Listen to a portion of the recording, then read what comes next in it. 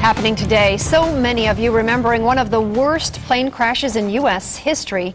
25 years ago today, Northwest Flight 255 plummeted to the ground in Michigan with only one survivor, a 4-year-old little girl. The flight was headed to Phoenix from Detroit, and this morning the Valley is taking a moment of silence to honor the victims. ABC 15's Kimberly Chang live at a memorial in front of City Hall in Phoenix. Yeah, and Kim, it was so long ago, but for family and friends, it was really a day that will not be forgotten.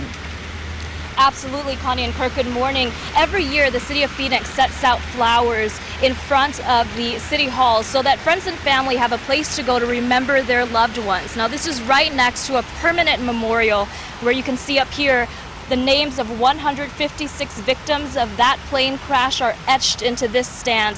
And you can already see that family members have been out here. There's a set of flowers here along with a note and a photograph of a family who died in that crash. And I gotta tell you that you don't even have to know the victims personally to really feel that deep sense of sorrow.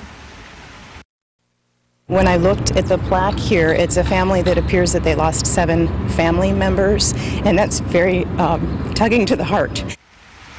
And that city employee you just heard looked on the memorial plaque and saw 7 people with the same last name, and she told me it just made her really emotional to think that whole families died in that crash.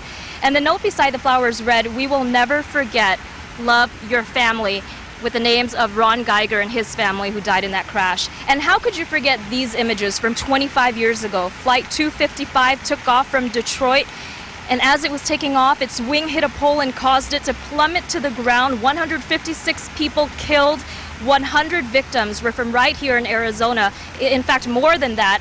And as you mentioned earlier, just one sole survivor.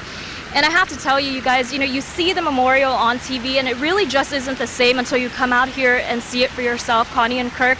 I read through each one of these names, and I saw just so many children on this list, including one little girl who was just 4 months old. So completely devastating to think that so many lives have changed in just one unexpected instance. Yeah, breaks your heart just to even think about it. Yeah, it sure does. Kim, thanks for the latest from there this morning.